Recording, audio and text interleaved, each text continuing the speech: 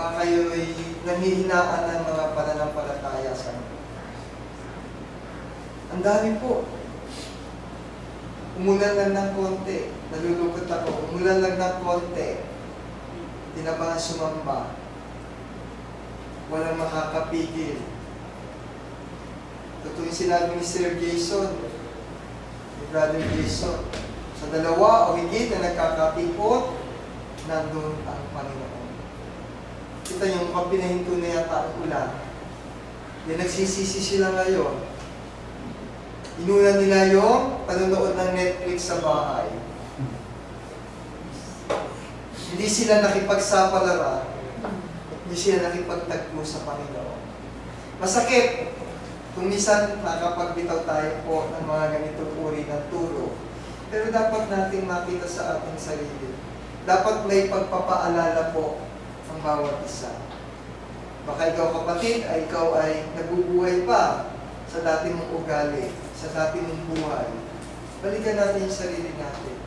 Hindi tayo lalago kung tayo ay magiging carnal man. So, saan po tayo ngayon nabibilang?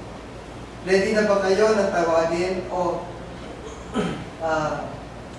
ready na po ba kayo na sabihin sa inyong mga sarili na kayo ay nasa spiritual life na? Nabubuhay tayo po.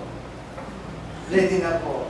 Kung ikaw ay nasa spiritual life na, wala kang dapat katakutan sa mundo ito. Kahit mamatay tayo bukas at sa mga susunod na panahon. Hindi natin katatakutan. Alam nyo, kaya ako po ginamit itong topic na ito. Kaya ako po inanito dahil gusto kong magpaalala sa lahat ng mga kapatiran. Sa lahat ng mga nakakausap ko, estudyante ko, yung mga co-workers ko, sa lahat ng mga nakikita ko, nakakausap ko, bakit po ang gulo-gulo ng mundo natin kung kayo po ay magiging observant?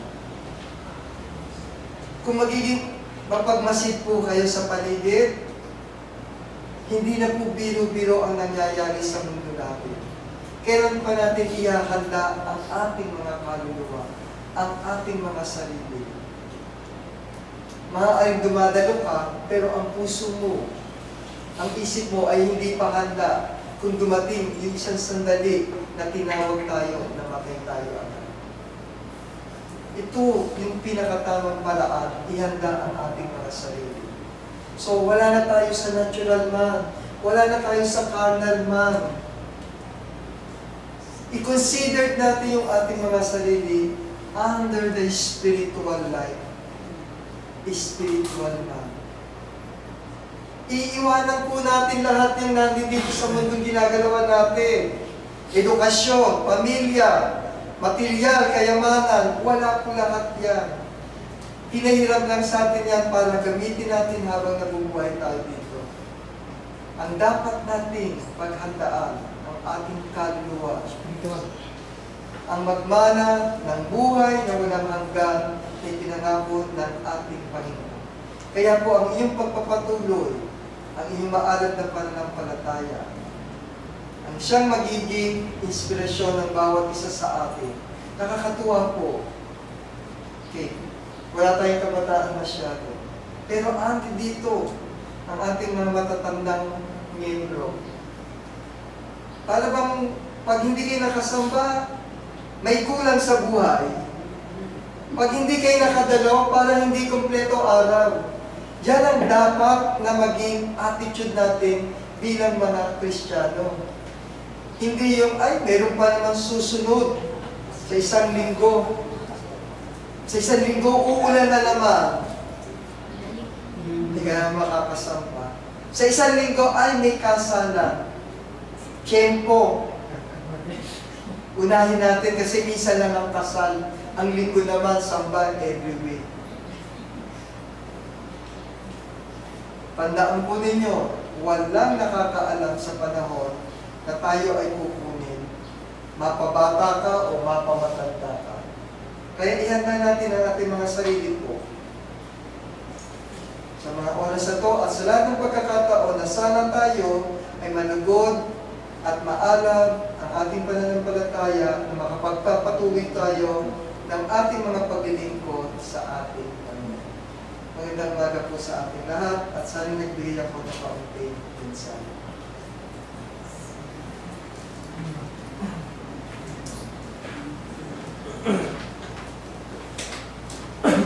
Salamat po sa napakaganda at nakakaraman na pagsakto po. Nagmula po kay Brother Nelson.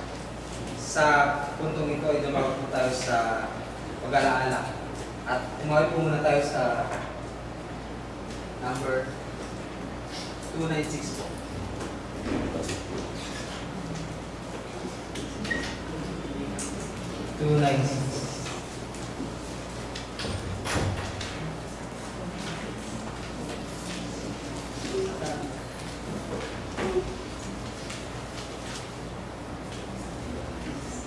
And remembrance of me, for ye sing. In remembrance of me, in the living bread, is my body that was broken in your stead.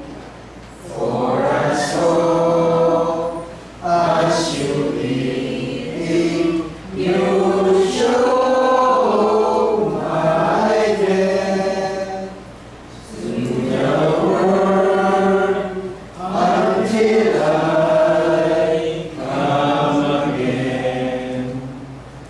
Let us eat of the bread in communion with Him, and in fellowship in His suffering. I discern now His body that was broken for me. I will show His death until He comes again. In remembrance of Him, drink the fruit of the vine. Is my last atoning heart divine. For as oft as you drink it, you show my death to the world until I come again. Let us drink of the cup in communion with Him, having fellowship in His suffering.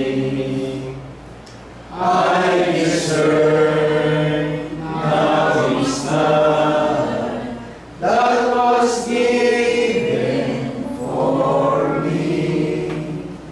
I will show His death until He comes again. Tawagin po natin si Bartolome para sa pagbasa.